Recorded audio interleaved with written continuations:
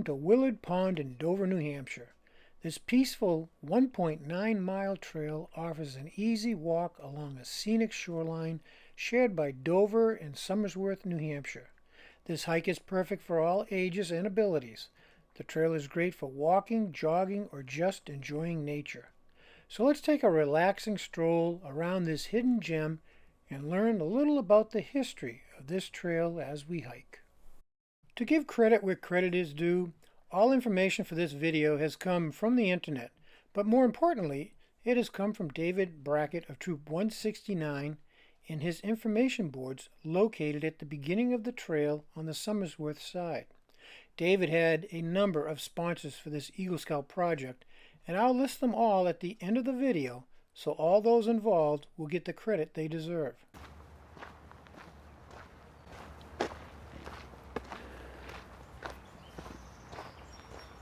The Willand Park recreational area was originally developed by the Union Street Railroad Company and opened as Burgett Park on September 18, 1890.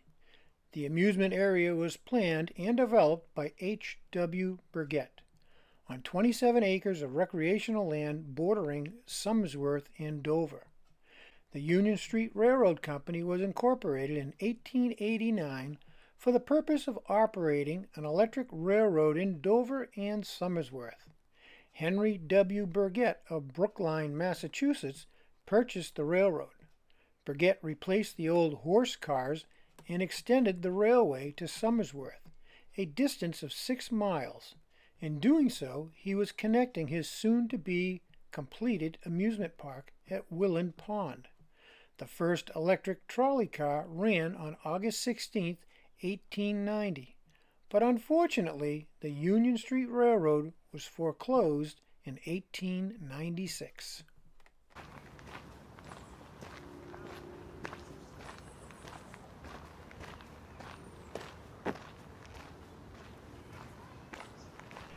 A more successful railroad, the Dover, Somersworth, and Rochester Street Railroad, also known as the DS&R Railway, ran hourly in the fall, winter, and spring, half-hourly in the summer, and every 15 minutes in July and August after 1 p.m.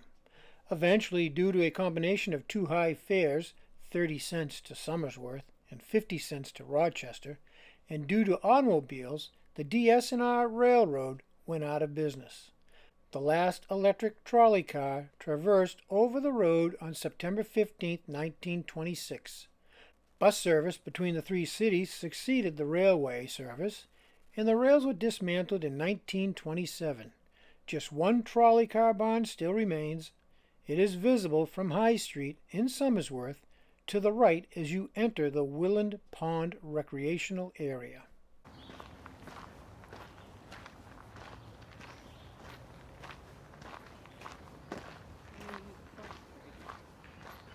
Land around the pond was used as an outdoor public recreation area for many years and in 1858 was the official location of the state fair. Then in 1889, Henry W. Burgett purchased 27 acres of land at the pond and began building what later became a thriving local attraction. The recreational area was well situated near the cities of Somersworth and Dover, and perhaps more importantly along the new electric trolley lines which are known today as Central Ave and High Street. For almost 40 years the area served as the amusement and sports center for residents of Somersworth and those residing in the surrounding cities and towns.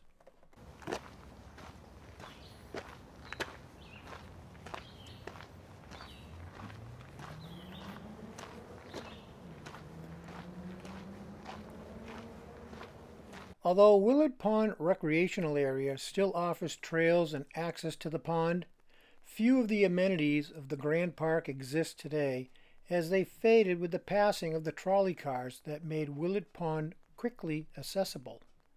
All the accommodations and amusements for a picnic or relaxing excursion could be found at Central Park.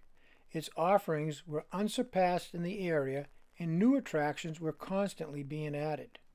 During the early 1900s, at the peak of its popularity, Central Park provided a sizable dance hall on the second floor of the casino.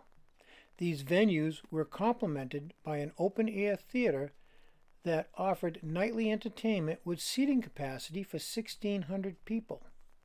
A short distance from the amphitheater, there was a large red pavilion building.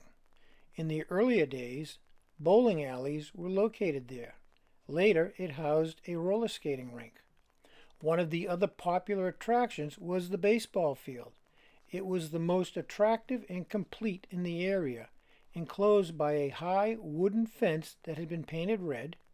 This field had a large covered grandstand area with bleachers extending out from the grandstand along the first and third base lines. In subsequent years, high school football was also played on this field.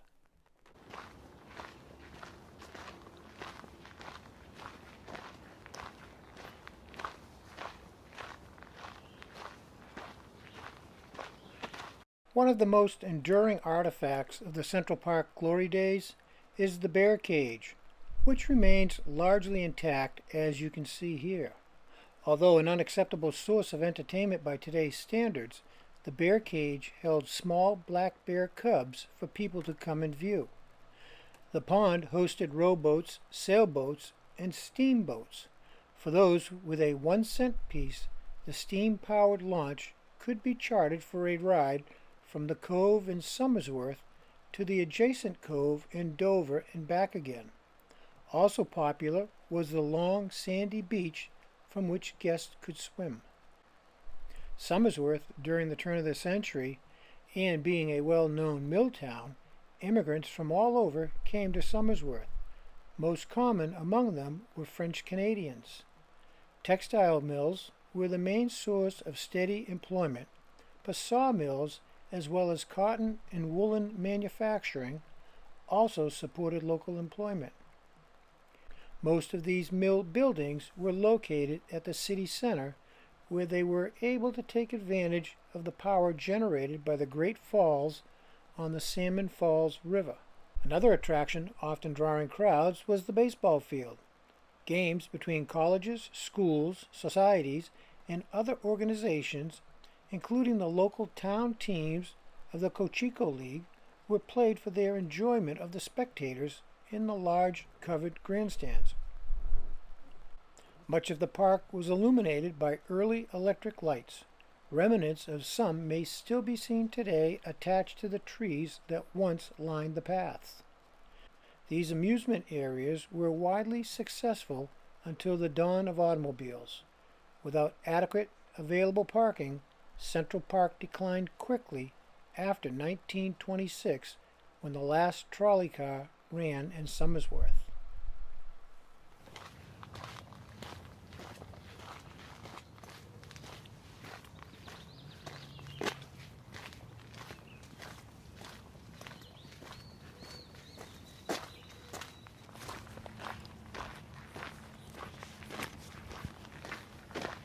The pond reaches approximately 40 feet at its deepest point.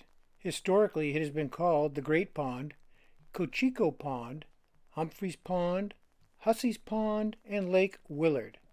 A glacial remnant, it is in the Piscataqua watershed. As a city-owned property designated as a public park, hunting is not allowed at Willard Pond, nor are ATVs, snowmobiles, or dirt bikes on the trails or ice. People are welcome to this recreational area that has been enjoyed since the late 1800s as a favorite place to walk, bicycle, and fish. The pond is open to small boats without motors, but not swimmers, since this is a drinking water reservoir for the city of Dover.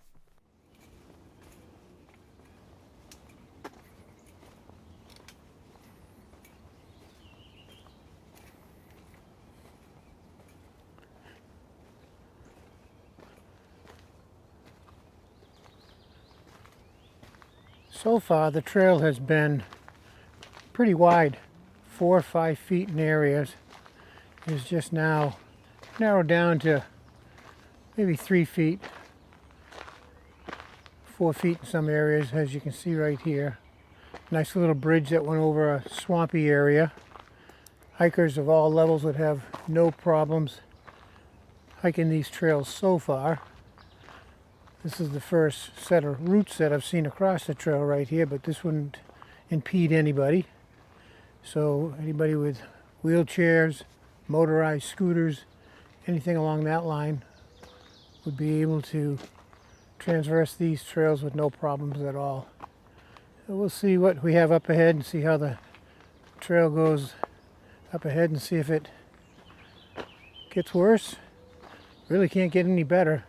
It's flat, it's wide, no rocks, no roots to really speak of.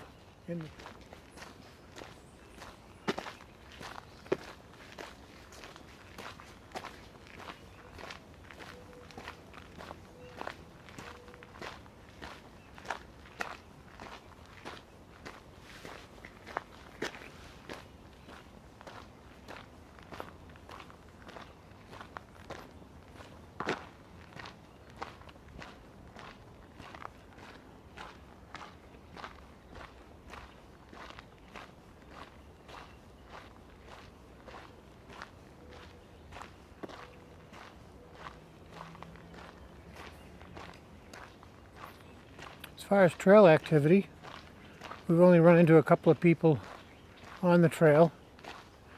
It's probably close to 8 o'clock in the morning. A little overcast. Temperatures are probably in the high 60s, low 70s. So it's a great day for walking out here. And we have another one of these walkway bridges over the swampy area. Keep your feet dry, it's always a good thing.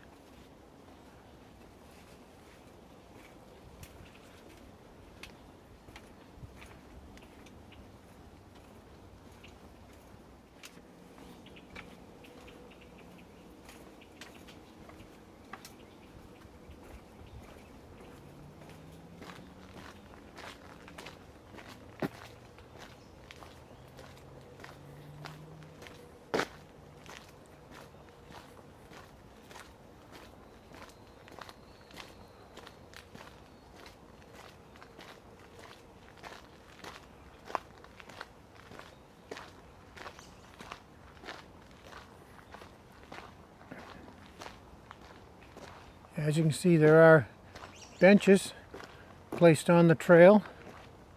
Gives you an area to sit down and take a break. Something that I haven't seen on other trails we've hiked. As you're hiking along, you'll come across mile marker signs. As you can see, coming up on us is the 3/4 mile marker sign. Gives you an idea how far you've walked on the trail.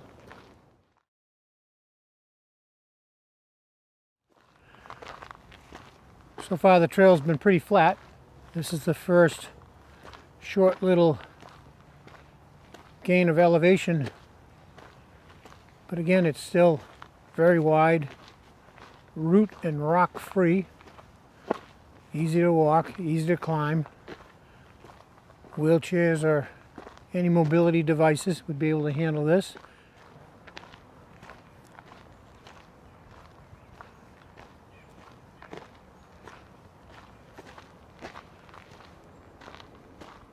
Here they have a little exercise area placed on the trail. They have these placed throughout the trail.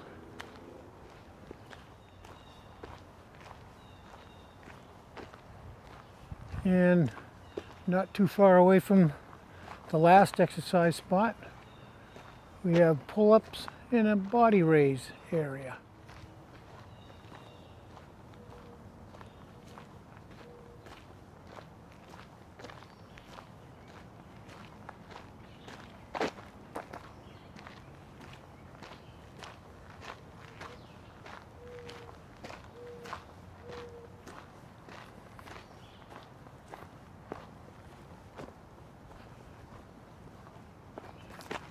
We have a nice little picnic area here. Looks like we have some signage showing what kind of fish we have in the pond, different types of trees in the area, identifying their leaves, making it easier to identify what tree you're looking at. Looks as though there's some great fishing in here. Nice large pond, 66 acres of water. According to the signage, at its deepest point, it's 40 feet deep. Some picnic tables if you want to pack in a lunch, have a seat, enjoy the view.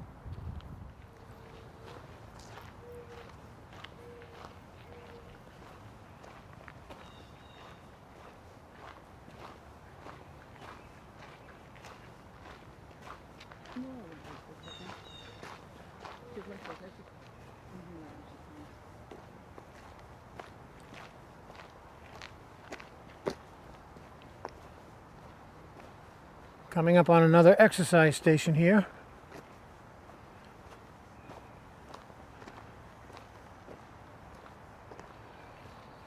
Bar jump, it says. The trail so far is well maintained. There's a lot of trees that have come down over the years off to the side here, but they've kept this trail very clear.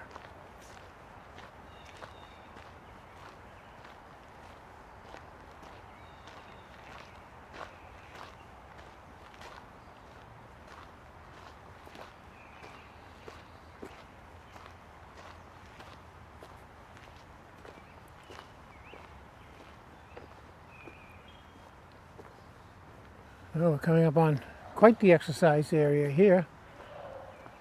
Rope walk, large tire.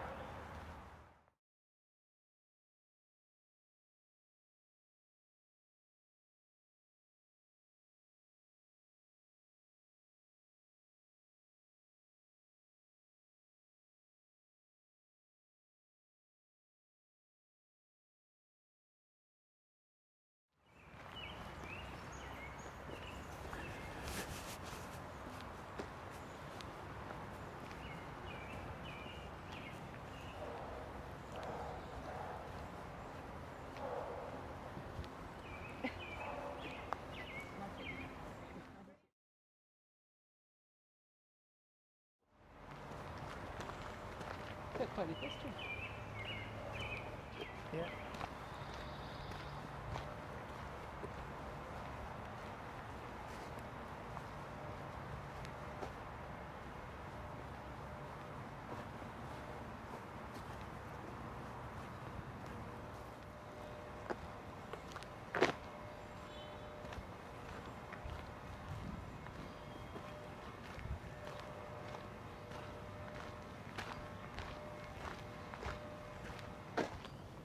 If you enjoyed this video, please consider liking, subscribing, and leaving a comment.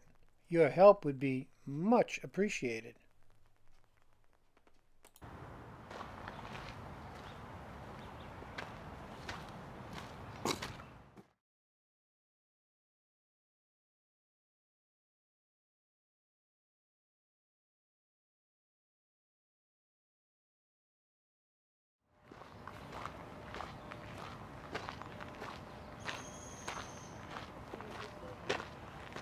Looks like there's some remnants of an old building that was here at one time. The only thing left are some footings still in the ground.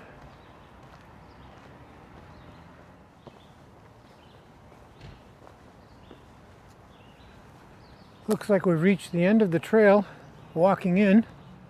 Now we just need to turn around and walk back out. While doing some research on this trail before we hiked it, I was seeing that there was a lot of comments about the trail in areas being trashed by kids partying and leaving all their trash behind. But I have to say that I have found the trail to be exceptionally clean. Well, that's the end of the hike at Willand Pond. This is a great hike.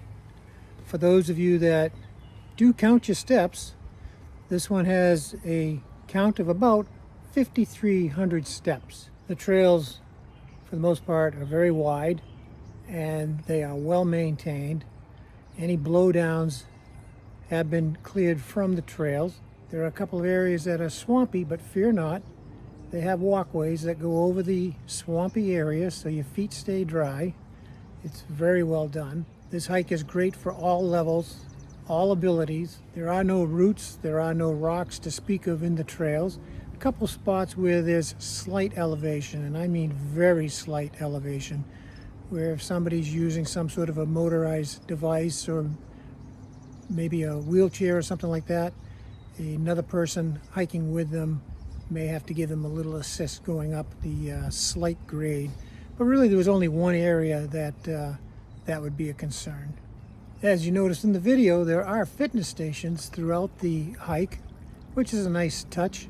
You can stop and work out different parts of your body, do some stretching, do some balancing on their balance beams. The hike total is about 2 miles. You can start in Dover or you can start in Somersworth. This particular hike, we started in Dover, walked to the Somersworth end, turned around and walked back to Dover. Both are well marked on the trail. They have mile markers on the trail to give you an idea of how far you've walked and where you are. It's very well done. I highly recommend this trail to anybody looking to get out and enjoy the outdoors. And again, on a scale of 1 to 5 stars, I would definitely give this 5 stars because of the width of the trail, the ease of walking, the scenery, the pond. It's a very easy and relaxing walk. Highly recommended.